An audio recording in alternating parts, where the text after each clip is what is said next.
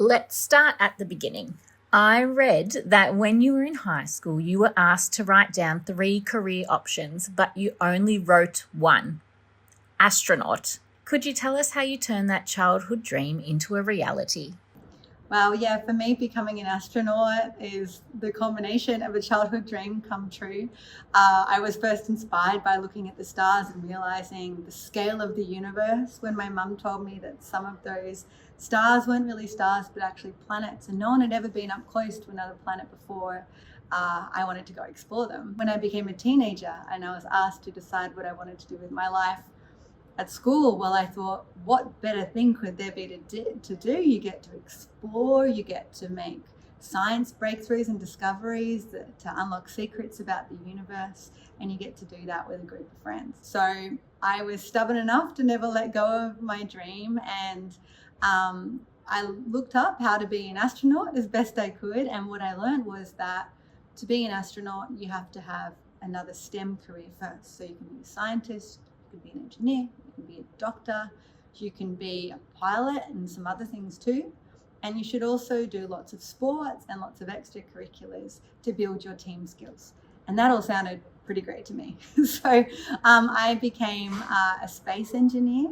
I've been able to work in teams to make missions like new space stations around the moon, satellites and robots to other planets, and satellites that help us understand our Earth. And then when the Australian Space Agency set up, I was able to come back home to Australia and work on cool stuff here, like our lunar rover called Rover that's going to go explore the moon within the decade, and other missions like launch and returns of space capsules to Australia, and many, many more.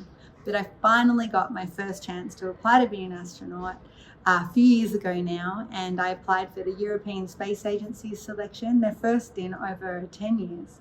And I had to write my application, and I was just so happy to be able to apply because the criteria do change a bit over time.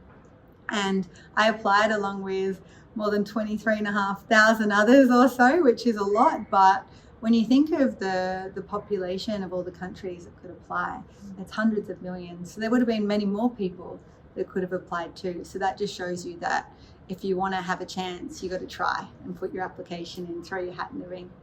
I went through a selection process for a year and a half, lots of different tests, just like many different movies. You have fitness tests, medical tests, knowledge tests. We had to do speeches. We had to work in teams and by ourselves. And at the end of it, when it was decided I would be an Australian astronaut, that was a better outcome than I could have ever hoped because of what it means for our ability to do science and research in Australia and to be involved in this great exploration endeavour that we're really at the start of right now. Humans are just at the beginning of exploring our universe, and what we do today will set the stage for the next few hundred years.